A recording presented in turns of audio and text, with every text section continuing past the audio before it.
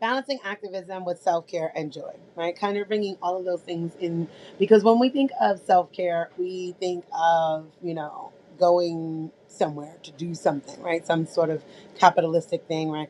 Oh, well, I can't take care of myself because, I can't afford my nails done. I can't afford to get my hair done, or this sort of thing. And that creates that emboldens that hierarchy more, right? That puts people into a position where they feel they have to fight to rise up.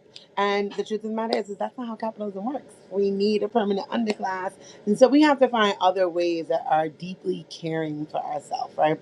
And how to balance that in the midst of working towards liberation, in the midst of activism, in the midst of trying to save the world in your own little way, right? In the midst of growth. What does that look like? Allowing yourself, giving yourself the permission, really, to experience joy, to experience pleasure, to have rest, right?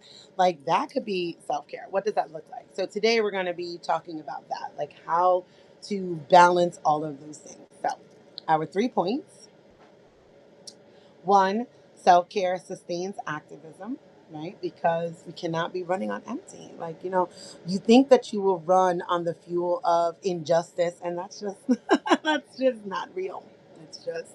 It's not real, right? Injustice has been happening everywhere for a very long time now, and that will not be enough to sustain your activism.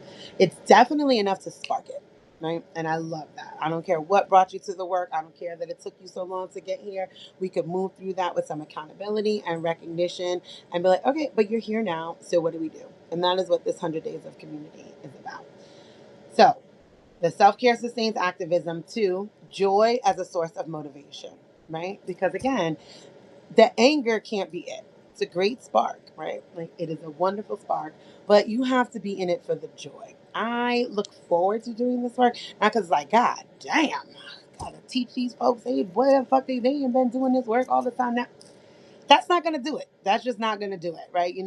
I can't show up in that sort of way. I don't even have a desire to show up in that sort of way, right? That is a capitalistic mindset, right? Like when we are forced to go into the workforce and do things like, I hate this job, but I got to do this job in order to survive. That's not sustainable, which is what this younger generation, right, are teaching